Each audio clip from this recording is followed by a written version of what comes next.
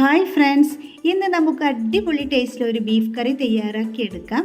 നമുക്ക് ഈ ഒരു ബീഫ് കറി അപ്പത്തിൻ്റെയും ദോശയുടെയും പൂരിയുടെയും നെയ്ച്ചോറിൻ്റെയും കപ്പയുടെയും അങ്ങനെ എണ്ണി പറയേണ്ട ആവശ്യമില്ല കേട്ടോ. എല്ലാറ്റിൻ്റെ കൂടെ കഴിക്കാനും അടിപൊളി ടേസ്റ്റുള്ള ഒരു കറിയാണ്.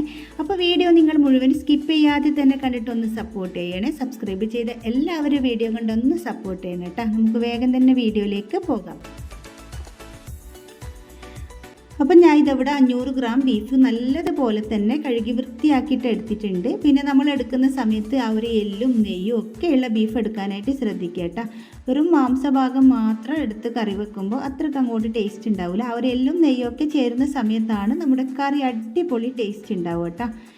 ഇനി നമുക്കിതിലേക്ക് 1 ടീസ്പൂൺ കുരുമുളക് പൊടി ചേർത്ത് കൊടുക്കാം. ഒപ്പം തന്നെ 1/2 ടീസ്പൂൺ മഞ്ഞൾപ്പൊടി കൂടി ചേർത്ത് കൊടുക്കാം. പിന്നെ ഞാൻ ഇതിലേക്ക് ഒരു 2 പച്ചമുളക് എടുത്തിട്ടുണ്ട്. 2 പച്ചമുളക് നല്ല എരിവുള്ള മുളക് കേട്ടോ ഞാൻ എടുത്തിട്ടുള്ള. ചെറുതാണെങ്കിലും നല്ല എരിവുണ്ട് കേട്ടോ. ഇനിയിപ്പോൾ നിങ്ങൾ ചേർത്ത് കൊടുക്കുമ്പോൾ നിങ്ങളുടെ എരിവ് നോക്കിയിട്ട് നിങ്ങൾ ചേർത്ത് കൊടുത്താൽ മതിയേ. പിന്നെ ഇതിലേക്ക് ഒരു 2 ചെറിയ സവാള നീളത്തിൽ കനം കുറച്ചിട്ട് ചേർത്ത് കൊടുക്കാം. ഒപ്പം തന്നെ ഒരു 10 ചെറിയ ഉള്ളി ചെറുതായിട്ട് കട്ട് ചെയ്തിട്ട് ഞാൻ ചേർത്ത് കൊടുക്കുന്നുണ്ട്. ഇനി നമുക്കിതിലേക്ക് 1/2 ടേബിൾ സ്പൂൺ ഇഞ്ചി ചതച്ചതും 1/2 ടേബിൾ സ്പൂൺ വെളുത്തുള്ളി ചതച്ചതും കൂടി ചേർത്ത് കൊടുക്കാം. അപ്പോൾ വെളുത്തുള്ളി തൊലിയോട് കൂടി തന്നെ കേട്ടോ ചതച്ചെടുത്തിട്ടുള്ളത്. പിന്നെ ഇതിലേക്ക് ഒരു 2 തണ്ട് കറിവേപ്പ് കൂടി കൈകൊണ്ട് തിരുമ്മിയിട്ട് നമുക്ക് ചേർത്ത് കൊടുക്കാം. ഇനി നമുക്കിതിലേക്ക് ആവശ്യത്തിനുള്ള ഉപ്പ് കൂടി ചേർത്ത് കൊടുത്തതിന് ശേഷം കൈ വെച്ചൊരു 2 മിനിറ്റ് നല്ലതുപോലെ തന്നെ നമുക്കിതൊന്ന് മിക്സ് ചെയ്തെടുക്കണം. അപ്പോൾ എൻ്റെ വീഡിയോ നിങ്ങൾ ഇതുവരെ സബ്സ്ക്രൈബ് ചെയ്യാതെയാണ് കണ്ടിട്ടുണ്ടെങ്കിൽ ഒന്ന് സബ്സ്ക്രൈബ് ചെയ്ത് സപ്പോർട്ട് ചെയ്യണേ. പിന്നെ തൊട്ടടുത്ത് കാണുന്ന ആ ഒരു ബെല്ലൈക്കൺ ഒന്ന് പ്രസ് ചെയ്യാനും മറക്കരുത് കേട്ടോ. പിന്നെ വീഡിയോ നിങ്ങൾക്ക് കണ്ടുകൊണ്ടിരിക്കുന്ന സമയത്ത് ഇഷ്ടമാവുകയെന്നുണ്ടെങ്കിൽ ഒന്ന് ലൈക്ക് ചെയ്യാനും മറക്കല്ലേ.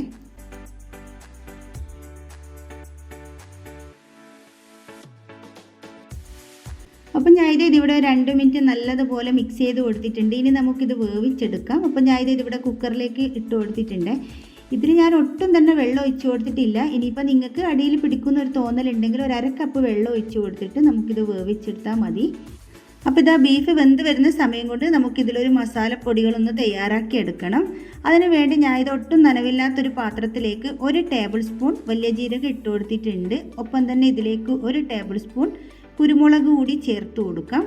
പിന്നെ ഇതിലേക്ക് 2 കഷ്ണം പട്ട ചേർത്ത് കൊടുക്കുന്നുണ്ട്. പിന്നെ ഒരു 3 ഏലക്കായയും ഒപ്പം തന്നെ ഒരു 3-4 ഗ്രാമ്പ് കൂടി നമുക്കിതിലേക്ക് ചേർത്ത് കൊടുക്കാം. ഇനി ഇത് ഫ്ലെയിം ഓൺ ചെയ്ത് കൊടുത്തതിന് ശേഷം നമുക്കിതൊന്ന് വറുത്തെടുക്കണം. ഇത് നന്നായിട്ടൊന്ന് ചൂടായി വന്നതിന് ശേഷം ഫ്ലെയിം കുറച്ച് വെച്ചിട്ട് വറുത്തെടുത്താൽ മതിയേ. അങ്ങനെ ഞാൻ ഇതിവിടെ ഫ്ലെയിം കുറച്ച് വെച്ചിട്ട് വറുത്തെടുത്തിട്ടുണ്ട്. ഇനി ഇത് ഫ്ലെയിം ഓഫ് ചെയ്ത് കൊടുത്തതിന് ശേഷം നമുക്ക് മറ്റൊരു ബൗളിലേക്ക് മാറ്റി കൊടുക്കാം. ഈ ഒരു പാത്രത്തിൽ തന്നെ വെക്കാന്നുണ്ടെങ്കിൽ ഇത് കരിഞ്ഞു പോകട്ടോ.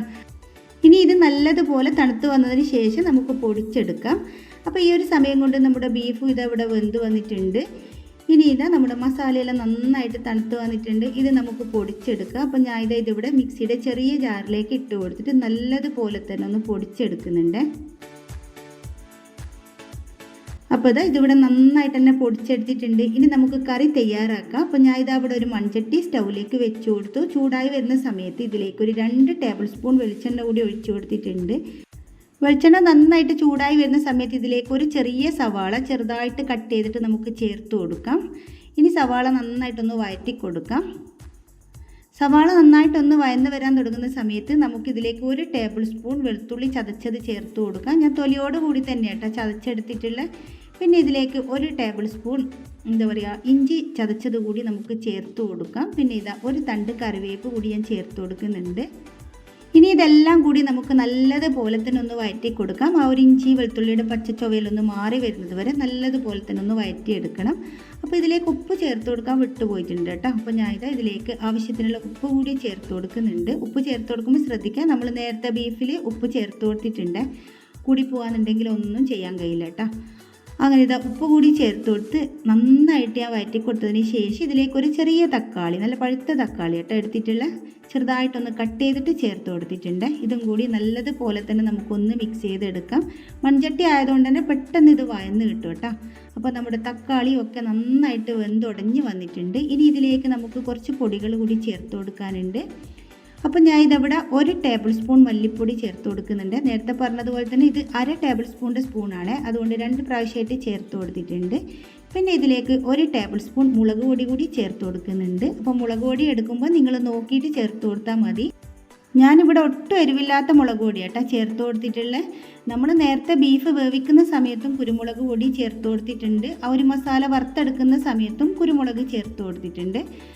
പിന്നെ നമ്മൾ പച്ചമുളകും ചേർത്ത് കൊടുത്തിട്ടുണ്ട്. അതുകൊണ്ട് തന്നെ നിങ്ങൾ എരിവ് നോക്കിയിട്ട് മുളക് പൊടി ചേർത്ത് കൊടുക്കുക. പിന്നെ ഇതിലേക്ക് ഒരു 1/2 ടീസ്പൂൺ മഞ്ഞൾപ്പൊടി കൂടി ഞാൻ ചേർത്ത് കൊടുത്തിട്ടുണ്ട്. പിന്നെ നമ്മൾ നേരത്തെ വറുത്ത് പൊടിച്ചിട്ടുള്ള നമ്മുടെ മസാലപ്പൊടി കൂടി ഇതിലേക്ക് ചേർത്ത് കൊടുക്കാം. ഇനി ഇതെല്ലാം കൂടി നമുക്ക് നന്നായിട്ടൊന്ന് വഴറ്റി കൊടുക്കാം. ലോ ഫ്ലെയിമിലിട്ടിട്ട് വേണം വഴറ്റിയെടുക്കാൻ. അപ്പോൾ മൺചട്ടി ആയതുകൊണ്ട് തന്നെ അതല്ലെങ്കിൽ പെട്ടെന്ന് കരിഞ്ഞു പോകും. അപ്പോൾ നമുക്ക് ലോ ഫ്ലെയിമിലിട്ട് നല്ലതുപോലെ തന്നെ ഇതൊന്ന് വഴറ്റി കൊടുക്കാം. അപ്പോൾ നമ്മുടെ പൊടികളെല്ലാം ചേർത്ത് കൊടുത്തതിന് ശേഷം നല്ലതുപോലെ തന്നെ ഞാൻ ഇവിടെ മിക്സ് ചെയ്ത് കൊടുത്തിട്ടുണ്ട്. ആ ഒരു പൊടികളുടെ പച്ചമണമെല്ലാം ഒന്ന് നന്നായിട്ട് മാറി വന്നിട്ടുണ്ട്. ഇനി നമുക്കിതിലേക്ക് വെള്ളം ഒഴിച്ച് കൊടുക്കാം. ഞാൻ ആദ്യം ഇവിടെ 1/2 കപ്പ് വെള്ളം കേട്ടോ ഒഴിച്ച് കൊടുത്തിട്ടുള്ള. പിന്നെ വെള്ളം ഒഴിച്ച് കൊടുക്കുന്ന സമയത്ത് പച്ചവെള്ളം ഒഴിച്ച് കൊടുക്കരുത് കേട്ടോ.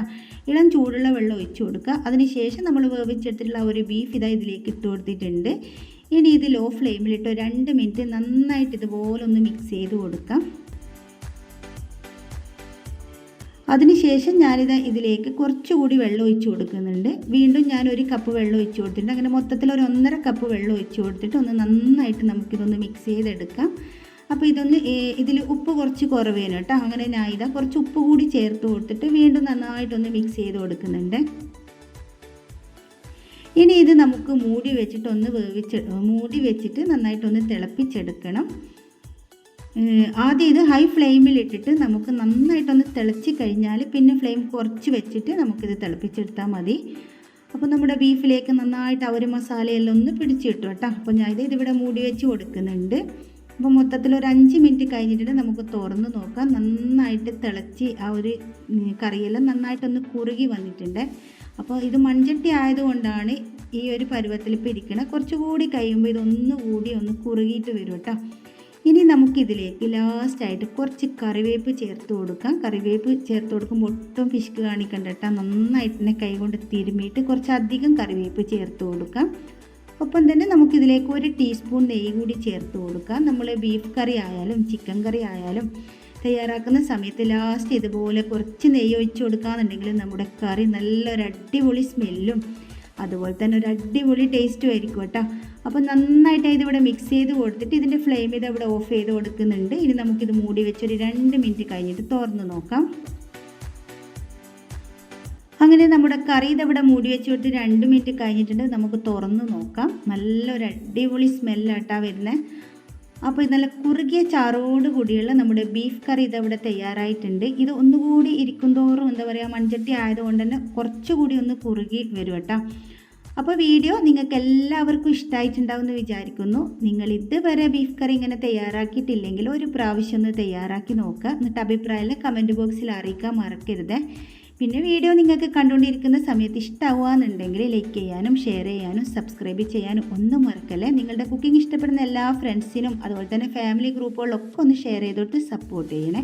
പുതിയൊരു വീഡിയോ ആയിട്ട് നമുക്കിനി വീണ്ടും കാണാം.